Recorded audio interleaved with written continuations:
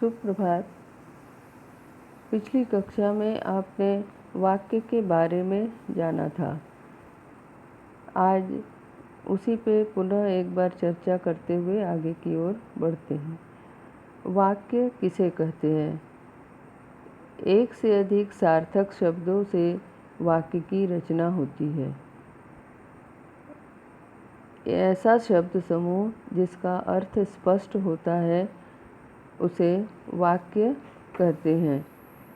शब्दों का दूसरे शब्दों में हम यदि कहें तो शब्दों का व्यवस्थित क्रम जिनसे हम अपने भावनाओं को अभिव्यक्त करते हैं उसे वाक्य कहते हैं। वाक्य पिछली कक्षा में इसके अलावा आपने यह भी जाना कि वाक्य के कितने अंग हैं। वाक्य के मुख्य दो अंग हैं, पहला उद्देश्य और दूसरा विधेय। अब आगे बढ़ते हुए वाक्य के भेदों के बारे में आज चर्चा करेंगे। वाक्य के भेद मुख्य दो आधार पर किए जाते हैं, अर्थात वाक्य के वर्गीकरण का दो आधार है। सबसे पहला आधार है अर्थ के आधार पर वर्गीकरण और दूसरा आधार है रचना के आधार पर वर्गीकरण। चलिए आज हम अर्थ के आधार पर वाक्य के वर्गीकरण करते हैं। अर्थ के आधार पर वाक्य के भेद के बारे में जानते हैं। अर्थ के आधार पर वाक्य के 8 भेद होते हैं। ये भेद क्रमशः इस प्रकार हैं।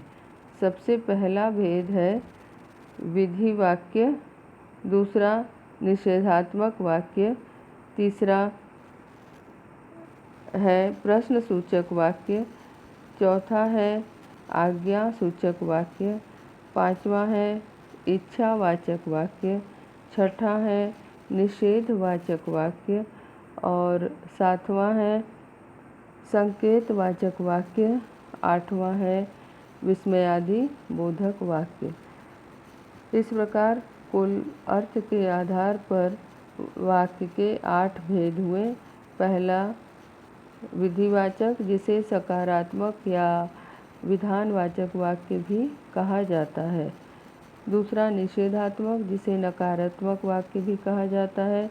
तीसरा प्रश्नवाचक वाक्य, चौथा आज्ञासूचक वाक्य, पांचवा इच्छावाचक वाक्य, छठा संदेहवाचक वाक्य और सातवां संकेतवाचक वाक्य, आठवां विस्मयादिबोधक वाक्य। अब हम सबसे पहला जो प्रकार है विधानवाचक या विधिवाचक वाक्य, इसकी चर्चा करेंगे। इसे कथनात्मक या सकारात्मक वाक्य भी कहा जाता है। इसकी परिभाषा आप जानते हैं।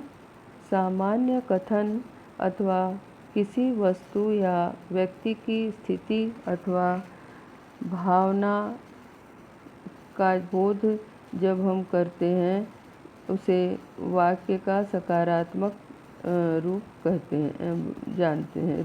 उसे वे वाक्य के सकारात्मक प्रकार के रूप में जाना जाता है। जैसे सूर्य पूर्व से उदय होता है। दूसरा है मैं कल लखनऊ गया था। तीसरा वाक्य है जनता ने नेताजी का स्वागत किया। चौथा वाक्य है छात्राओं ने नृत्य किया। अगला वाक्य उसकी पत्नी बहुत बीमार है। अगला वाक्य है रेखा एक अध्यापिका है। इन वाक्यों के माध्यम से स्पष्ट हो गया होगा कि जिसमें कथन, सामान्य रूप से कथन की अभिव्यक्ति होती है, किसी वस्तु या व्यक्ति के स्थिति अथवा उनकी अवस्था का बोध होता है, उसे कथनात्मक या विधि वाक्य कहते हैं। अब दूसरे प्रकार को लेते हैं वाक्य का दूसरा प्रकार है निषेधात्मक या निषेधात्मक। इसका दूसरा नाम नकारात्मक वाक्य भी है। अब इसकी परिभाषा जानेंगे। जिन वाक्यों में किसी कार्य के निषेध होने का यानी न होने का बोध हो उसे निषेधात्मक वाक्य कहते हैं। इन्हें नकारात्मक वाक्य के नाम से भी जाना जाता है। इन वाक्यों में कथन का निषेध होता है। अब सामान्य रूप से हिंदी में सकारात्मक वाक्यों में जब हम नहीं या न या मत लगाकर पुनः प्रयोग करते हैं तो उसे नकारात्मक वाक्य की संज्ञा दी जाती है। अब आपको समझ में आ गया होगा कि इस वाक्य की रचना कैसे की जाती है। जैसे एक उदाहरण ले रहे हैं, खेलने चले जाओ। अब इस वाक्य को यदि हमें नकारात्मक या निषेध वाक्य बनाना है तो हम इसमें मत शब्द का प्रयोग करेंगे और नकारात्मक वाक्य बना लेंगे, खेलने मत जाओ। दूसरा वाक्य है तुम स्कूल जाओ, सकारात्मक वाक्य होगा और इसको निषेधात्मक वाक्य बनाएंगे या नकारात्मक वाक्य बनाएंगे तो हम बोलेंगे तुम स्कूल मत जाओ। अब अन्य उदाहरण लेते हैं नहीं का। जैसे कि माता जी खाना पकाती हैं। अगर इसको निषेधवाचक या निषेधात्मक वाक्य बनाना है तो हम बनाएंगे माता जी खाना नहीं बनाती हैं। मैं आज लिखूँगा। इसका क्या होगा? इसका नकारात्मक वाक्य कैसे बनाएंगे? इसका नकारात्मक वाक्य इस प्रकार बनाएंगे कि मैं आज नहीं लिखूँगा। अगला वाक्य है आज हिंदी के शिक्षक ने कक्षा ली। तो इसमें अगर नकारात्मक इसको बनाना है तो हम लिखेंगे आज हिंदी के शिक्षक ने कक्षा नहीं ली। हिंदी में नकारात्मक वाक्य के अन्य तरीके भी हैं। जैसे अगर बोलना है, अगर एक वाक्य है इसको अब वह कहाँ मिलेगा, तो इसे यदि हम नकारात्मक या निषेधात्मक वाक्य बनाएंगे तो हम लिख सकते हैं कि अब वह नहीं मिलेगा। इसी तरह से एक अन्य उदाहरण भी लेते हैं, मैं तो अब यह काम करने से रहा। तो अब इसको नकारात्मक हम कैसे बनाएंगे?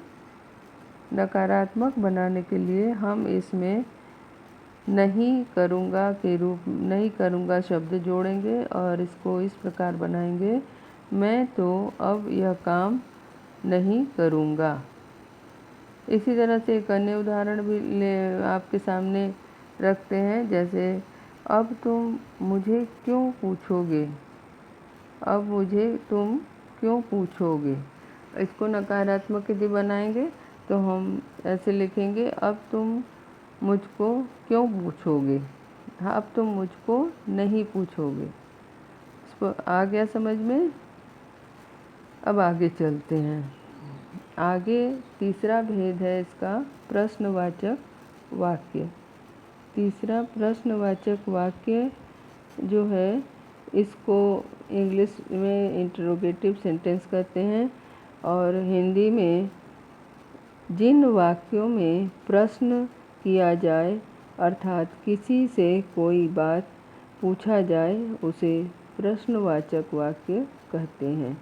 इसे फिर से हम दोहरा रहे हैं, जिन वाक्यों में किसी से प्रश्न किया जाए अर्थात किसी से कोई बात पूछा जाए उसे प्रश्नवाचक वाक्य कहा जाता है।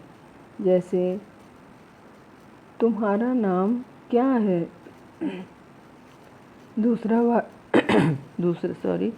दूसरा वाक्य है यह पढ़ने कब जाएगा? यह पढ़ने कब जाएगा? अगला वाक्य है तुम पढ़ोगे? अगला वाक्य है कहाँ जा रहे हो? इन वाक्य को बोलने का तरीका अलग है। इन वाक्यों को इस प्रकार बोला जाता है जिससे प्रश्न पूछने का भाव समझ में आता है। इन वाक्यों को लिखने में भी एक चिन्ह का प्रयोग किया जाता है, वह है प्रश्नवाचक चिन्ह। हर ऐसे वाक्य लिखने के अंत में पूर्ण विराम की जगह हम प्रश्नवाचक चिन्ह का प्रयोग करते हैं। जिस प्रकार अधिकांश सकारात्मक वाक्यों के निषेधात्मक वाक्य बन जाते हैं, उसी तरह उनके प्रश्नवाचक रूप भी हम बना सकते हैं। प्रश्नवाचक रूप तो सकारात्मक या नकारात्मक दोनों ही प्रकार के वाक्यों के बनाए जा सकते हैं। प्रश्नवाचक वाक्यों में वक्ता कोई न कोई प्रश्न पूछता है और वे इस प्रकार होते हैं। ऐसे प्रश्न जिसका उत्तर केवल हाँ या नहीं में प्राप्त हो, इन्हें क्या वाक्य के आरंभ में लगाकर पूछते हैं। जैसे क्या यह आगरा जा रहा है? दूसरा वाक्य है क्या मीरा ने झूठ बोला था? अगला वाक्य है क्या आप मुझसे नहीं मिलेंगे? अगला वाक्य है क्या अंशु वैष्णो देवी जाएगी? अब इस प्रश्नवाचक का अन्य प्रकार इस प्रकार है कि अन्य प्रश्नवाचक वाक्यों में प्रश्नवाचक शब्द वाक्य के बीच में आता है। जैसे ये वाक्य है वे लोग कहाँ रहते हैं? वे लोग कहाँ रहते हैं? आपको किनसे मिलना है? आपको किनसे मिलना है? अगला वाक्य है आप लोग यहाँ से कब जा रहे हैं? अगला वाक्य है आप लोग यहाँ से कब जा रहे हैं? इस प्रकार आपने देखा कि सकारात्मक नकारात्मक को हम दो प्रकार से प्रश्नवाचक वाक्य बना सकते हैं। इसमें क्या शब्द का प्रयोग शुरू में करेंगे वाक्य के, और एक अन्य प्रकार है जहाँ पे प्रश्नवाचक शब्दों का प्रयोग हम बीच में करते हैं। स्पष्ट है? तो चलिए आगे चलते हैं। अब अगला प्रकार है आज्ञासूचक वाक्य। अगला प्रकार क्या है? अगले प्रकार का नाम है आज्ञासूचक वाक्य। आज्ञासूचक वाक्य या आज्ञार्थक वाक्य में आज्ञा, निर्देश, प्रार्थना अथवा विनय आदि का भाव प्रकट होता है। इसको पुनः दोहराते हैं कि जिन वाक्यों में आज्ञा, निषेध, प्रार्थना अथवा विनय आदि का भाव प्रकट हो, उन्हें आज्ञार्थक वाक्य कहते हैं। अब इन वाक्यों के कुछ उदाहरण लेते हैं जिनसे और अधिक स्पष्ट हो जाएगा। सबसे पहला उदाहरण है कृपया प्रश्नोत्तर शीघ्र देना। कृपया प्रश्नों का पत्रोत्तर शीघ्र देना। यहाँ पे विनम्रता विनय का भाव प्रदर्शित किया गया है। अब अगला वाक्य है अपना अपना काम करो। अपना अपना काम करो। यहाँ आज्ञा दी गई है। अगला वाक्य है, निकल जाओ कक्षा से बाहर। निकल जाओ कक्षा से बाहर। यहाँ निर्देश दिया जा रहा है। यहाँ निर्देश का भाव प्रकट हो रहा है। अगला है, कल तक अवश्य आ जाना। कल तक अवश्य आ जाना। यहाँ पे भी निर्देश दिया गया है। आप खामोश रहिए। आप खामोश रहिए। यहाँ पे भी निर्देश का भाव है, परंतु विनम्रता के साथ निर्देश दिया जा रहा है। अगला है, कृपया आप बाहर बैठिए। कृपया आप बाहर बैठिए। यहाँ पे प्रार्थना का भाव प्रदर्शित होता है। इस प्रकार आज्ञार्थक भाव, आज्ञार्थक वाक्य स्पष्ट हो गया होगा। अगला है इच्छावाचक वाक्य। वाक्य का अगला प्रकार है इच्छावाचक वाक्य। वाक्य का अगला प्रकार क्या है? इच्छावाचक वाक्य। हमने अब तक कितने वाक्यों के बारे में जाना? हमने अब तक 4 प्रकार के वाक्यों के बारे में जाना। पहला हमने जाना विधिवाचक वाक्य, जिसका अन्य नाम विधानवाचक या सकारात्मक वाक्य है। दूसरा निषेधवाचक वाक्य, जिसको हम नकारात्मक वाक्य भी कहते हैं। तीसरा प्रश्नसूचक वाक्य, जिसके द्वारा हम किसी से प्रश्न पूछते हैं। और चौथा वाक्य है आज्ञासूचक वाक्य। अब हम जानेंगे इच्छावाचक वाक्य के बारे में। इच्छावाचक वाक्य वे वाक्य हैं जिसमें वक्ता की इच्छा, आशा अथवा आशीर्वाद को व्यक्त किया जाता है। अर्थात फिर से बताते हैं इसकी परिभाषा। वक्ता की इच्छा, आशा अथवा आशीर्वाद को व्यक्त करने वाले वाक्य इच्छावाचक वाक्य कहलाते हैं। इन वाक्यों में वक्ता अपने लिए अथवा दूसरों के लिए किसी न किसी इच्छा के भाव को प्रकट करता है। इन वाक्यों में वक्ता अपनी या दूसरे की किसी न किसी इच्छा को अवश्य प्रकट करता है। जैसे पहला वाक्य है, आपकी यात्रा मंगलमय हो। आपकी यात्रा मंगलमय हो। यहाँ पे दूसरे के लिए इच्छा प्रकट की गई है। अगला वाक्य है, आज तो कहीं भी भोजन मिल जाए। आज तो कहीं भी भोजन मिल जाए। यहाँ पे इच्छा व्यक्त की गई है। अगला वाक्य है, भगवान करे सब कुछ ठीक निकले। अगला वाक्य है, भगवान करे सब कुछ ठीक निकले।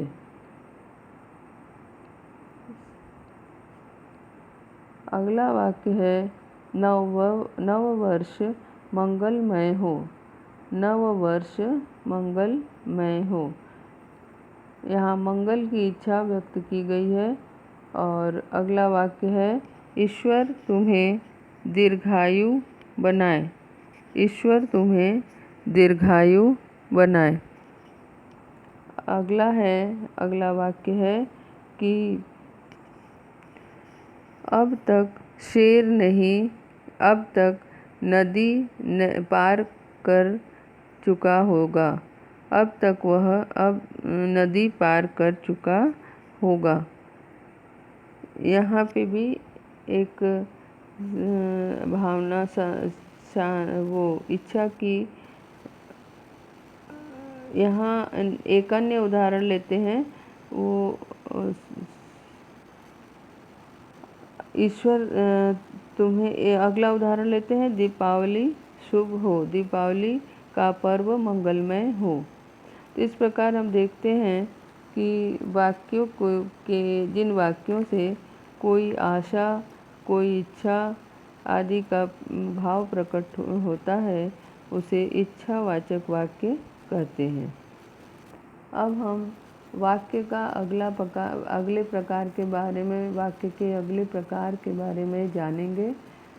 अगला प्रकार है छठवां, है इसका नाम है संदेहवाचक वाक्य। अगले वाक्य के प्रकार का नाम है संदेहवाचक वाक्य। अब संदेहवाचक वाक्य क्या है? इसकी परिभाषा इस प्रकार है। इन वाक्यों में वक्ता प्रायः संदेह की भावना को प्रकट करता है। इन वाक्यों में वक्ता प्रायः संदेह की भावना प्रकट करता है। सबसे पहले ये प्रकट करता है, अथवा वाक्यों के द्वारा कार्य में संदेह या संभावना का बोध भी होता है। ऐसे संदेहवाचक वाक्य जो होते हैं उनमें किसी भी कार्य के विषय में संदेह या संभावना का भाव प्रकट होता है।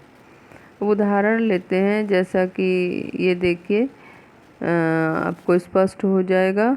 पहला उदाहरण है, शायद वह सुधर जाए। शायद वह सुधर जाए, इसमें संभावना व्यक्त की गई है। अगला वाक्य है, शायद आज वर्षा हो। शायद आज वर्षा हो। अगला उदाहरण है, शायद मैं बाहर चला जाऊं। शायद मैं बाहर चला जाऊं, इसमें भी शायद शब्द का जो प्रयोग किया गया है उससे संभावना व्यक्त की गई है। अगला वाक्य है, यह संभवतः कल जाएगा। वह संभवतः कल जाएगा, इसमें भी संभावना व्यक्त होती है। अगला वाक्य हम लेते हैं, हो सकता है आज धूप न निकले। हो सकता है आज धूप न निकले, इसमें हम देख रहे हैं कि संभावना का भाव व्यक्त होता है। अब अगला वाक्य है, जब तक शेर नदी पार अब तक शेर नदी पार कर चुका होगा। यहाँ भी संभावना का भाव व्यक्त होता है। इन वाक्यों का एक अन्य नाम भी है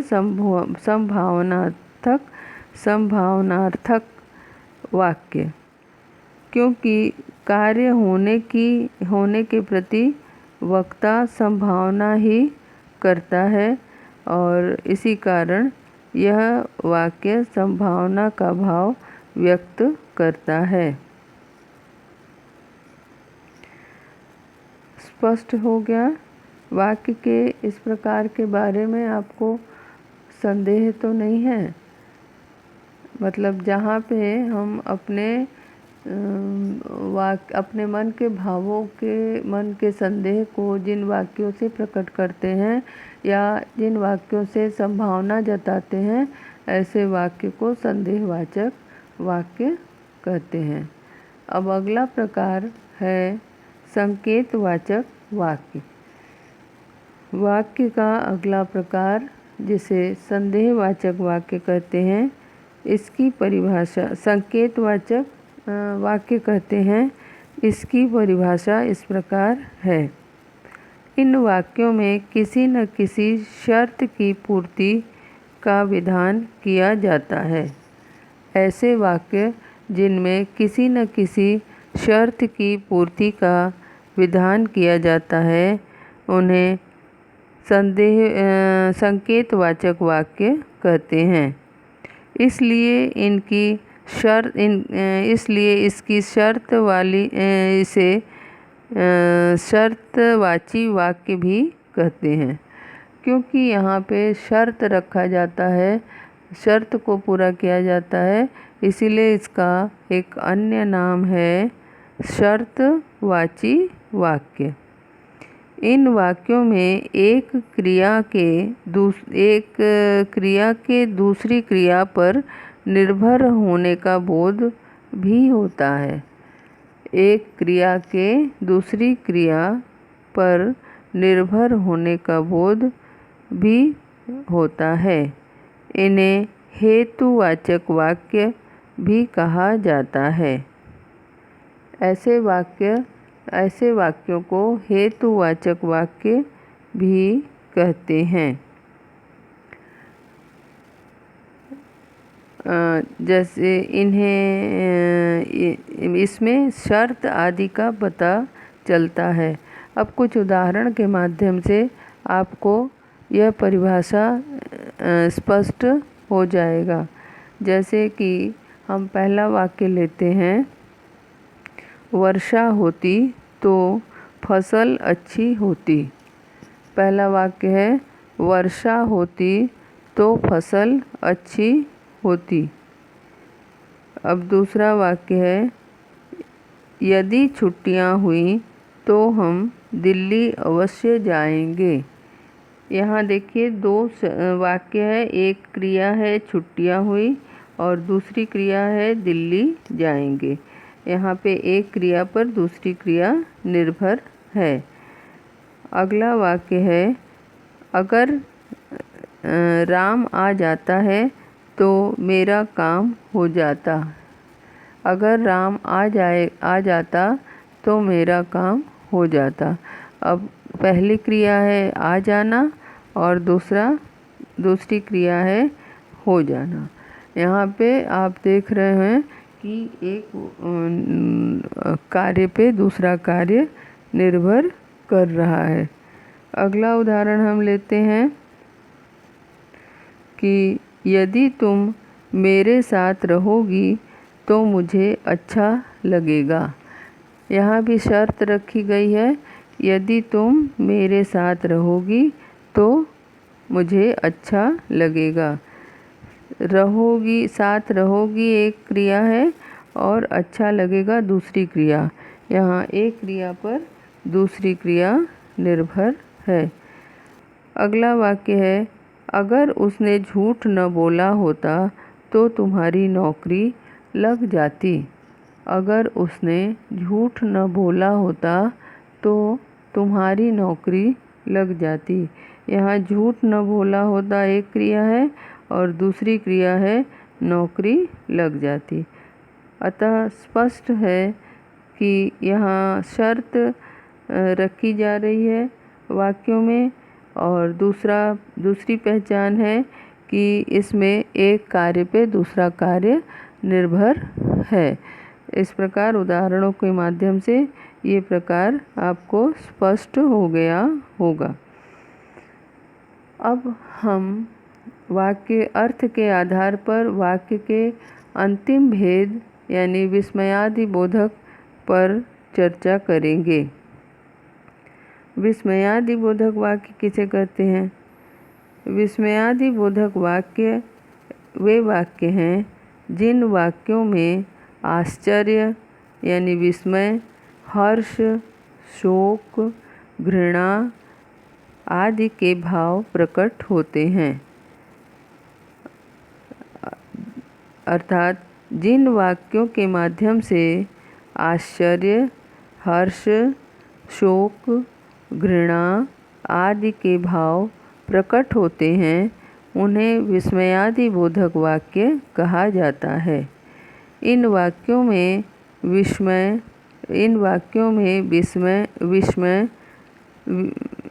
आश्चर्य, घृणा, प्रेम, हर्ष, शोक आदि के भाव वक्ता के मुंह से अचानक निकल पड़ते हैं। अब इसे कैसे बोलेंगे? इसमें लिखने का एक तरीका है कि विस्मयादि बोधक के शब्दों को, विस्मयादि बोधक भाव के शब्दों को लिखने के बाद हम एक विस्मयादि बोधक का चिन्ह अवश्य लगाते हैं। जैसे हाय मैं मर गया, यहाँ पे हाय के बाद एक विस्मयादि बोधक का चिन्ह लगाएंगे। उसके बाद आहा कैसा सुंदर दृश्य है, आहा कैसा सुंदर दृश्य है। यहाँ आहा शब्द विस्मयादि बोधक है, इसमें हर्ष व्यक्त किया गया है, आश्चर्य व्यक्त किया गया है। उसके बाद है अगला वाक्य, अच्छा तुमने भी स्नान कर लिया, अच्छा तुमने भी स्नान कर लिया, इसमें भी विस्मय व्यक्त किया गया है। अगला वाक्य है ओह कितना सुंदर फूल है, ओह कितना सुंदर फूल है। अगला वाक्य, अरे इतनी चौड़ी नदी, अरे इतनी चौड़ी नदी। और एक वाक्य और लेते हैं, ओह कितना सुंदर यह दृश्य है। इस प्रकार आपने देखा कि हर विस्मयादि बोधक वाक्य को प्रकट करने के लिए या लिखने के लिए एक न एक विस्मयादि बोधक शब्द का प्रयोग अवश्य किया जाता है। हर वाक्य में जैसे देखिए पहले वाक्य में हमने हाय का प्रयोग किया, दूसरे में आहा का, तीसरे में अच्छा शब्द का, चौथे में ओह शब्द का, उसके बाद अरे, और इन शब्दों के बाद आपको एक विस्मयादि बोधक का चिन्ह अवश्य लगाना है। इस प्रकार वाक्य के 8 भेदों के बारे में आपने जाना। ये हैं अर्थ की दृष्टि से वाक्य के 8 भेद।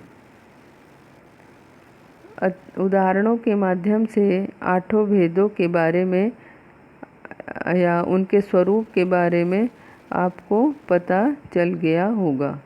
शेष अगली कक्षा में। धन्यवाद।